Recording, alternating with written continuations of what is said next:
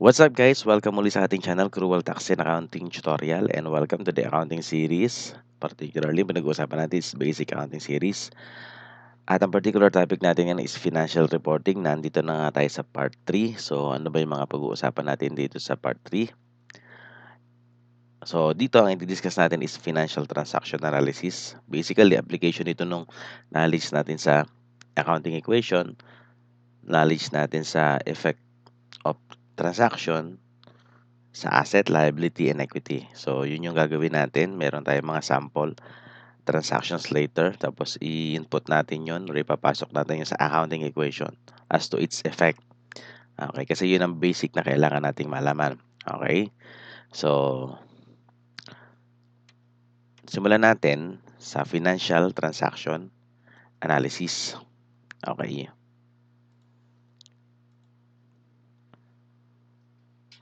So, gaya ng nasabi ko kanina, magbibigay tayo ng ilang mga transaction tapos pinaka-summary sa dulo. Okay. So, ang pag-usapan natin is effects of business transactions in the accounting equation. So, first transaction natin is, halimbawa, Mr. Don Collado invested 200,000 to put up an internet shop or an internet business. Okay, so ang investment dito nung owner is cash, 200,000. Okay? At ang cash ay isang uri ng asset.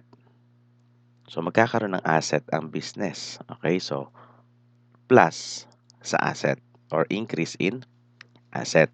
Okay?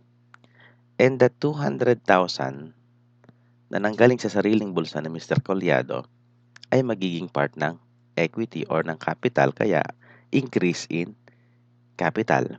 Okay? Pero kung napansin nyo, walang increase in liability, zero or no effect. Why? Kasi wala namang inutang si Mr. Collado para i-invest niya dun sa business or para gamitin sa business, kaya zero.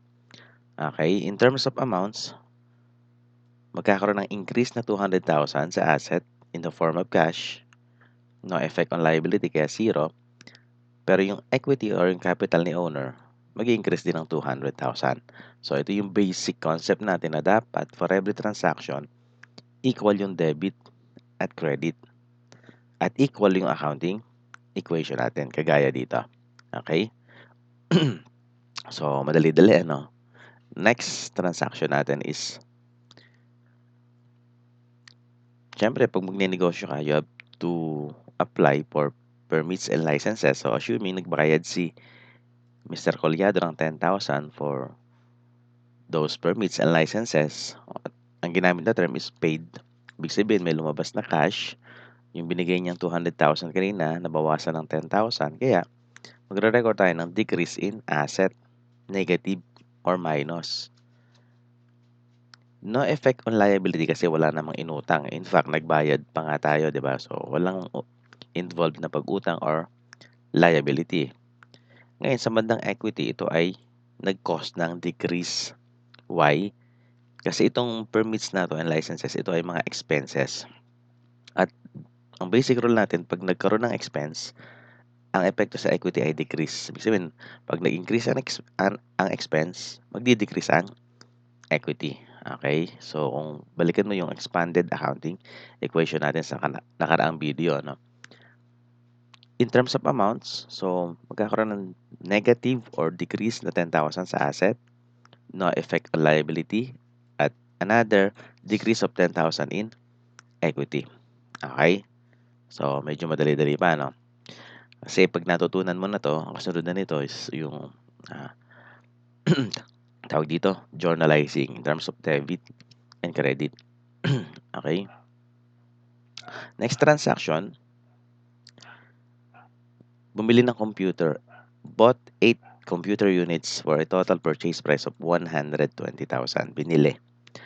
Ang tanong, inutang ba? Walang sinabi sa problem. So, ang assumption natin, binayaran yung 120,000. Ano yung binayaran? Computer.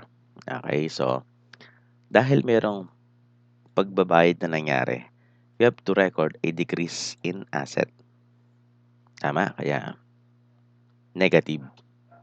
Pero dahil bumili ka ng computer na isa ring uri ng asset, kailangan din natin mag-record ng increase in asset. Kaya plus and minus or minus and plus. Okay? Wala tayong inutang kasi binayaran. Walang investment, walang withdrawal, so walang epekto sa equity, walang expense kasi asset siya. Ibig sabihin, itong transaction na to only affects the asset section. Pero, two elements, yung computer tsaka yung cash.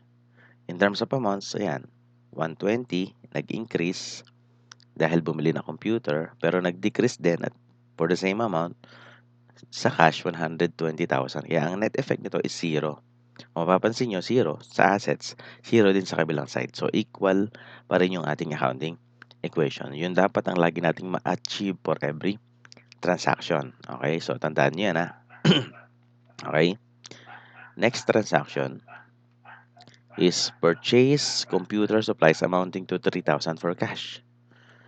Okay? So, ang supplies ay isang uri din ng asset. Actually, depende sa policy ng company kung ito ay expense nila or gagawing asset. So, general rule, ginagawang asset. So, ang supplies ay asset. Binayaran doon ng 3,000 cash. So, ang epekto nito, kagaya nung kanina, yung bumili ng computer.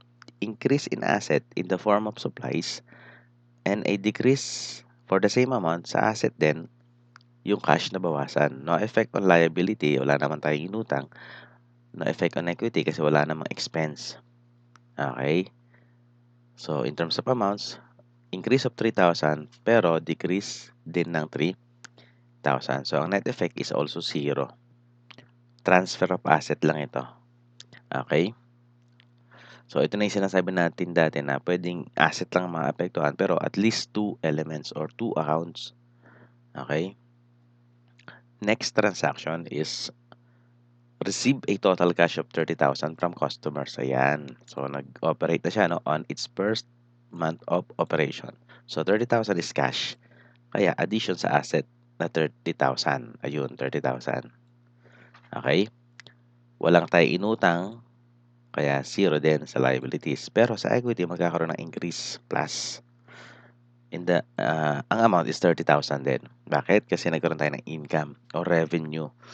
Tandaan mo, pag nag-increase ang revenue, mag-i-increase din ang equity. Okay? So, yan. Tuloy natin. Number 6 transaction or 6 transaction is receive, yan, natanggap the electric bill for the month amounting to 7,000. Natanggap yung bill. 7,000 yung nakasulat sa bill. Sinabi bang binayaran? Hindi. Kaya, sa asset, no effect kasi wala namang lumabas na pera. Wala ring pumasok na asset.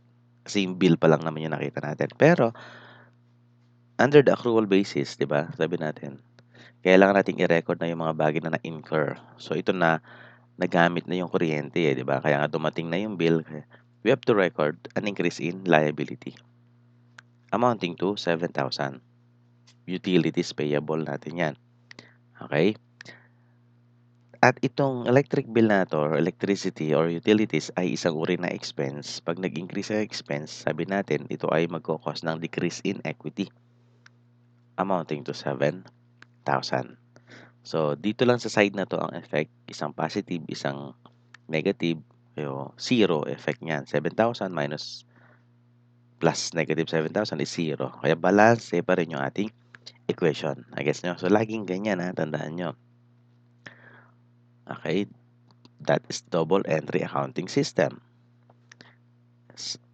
Transaction number 7, may kinalaman doon sa binili nating supplies kanina. Okay, which is ang binili natin, kung naalala mo, is 3,000 pesos worth of supplies. Nakalagay dito, Mr. Collado conducted a physical count. Chinek niya yung supplies kung ilan pa yung natitira or magkano pa yung natitira. Sa pagkabilang niya, the amount of supplies remaining was only 1,000. Out of 3,000, ang remaining na lang is 1,000. Ibig sabihin, nagkaroon ng bawas or nagamit na yung iba, kaya magre-record tayo ng decrease in asset. Babawasan natin yung supplies. At dahil may nagamit ka na, magkakaroon ka ng expense, supplies expense, di ba? So, mag-i-increase ang expense, magdi-decrease ang equity, negative. Negative sa side na to, negative sa side na yan. So, balance. 2,000 decrease in supplies. Ito naman 2,000 decrease in equity kasi nga nagkaroon ng supplies expense na 2,000. So, balance pa rin yan. Okay? Next,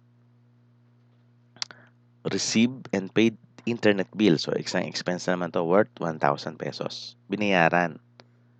Kaya, magkakaroon ng decrease in asset, magkakaroon ng decrease na 1,000 pesos minus sa cash, minus sa asset. Okay? No effect on liabilities kasi binayaran nga. So, 0.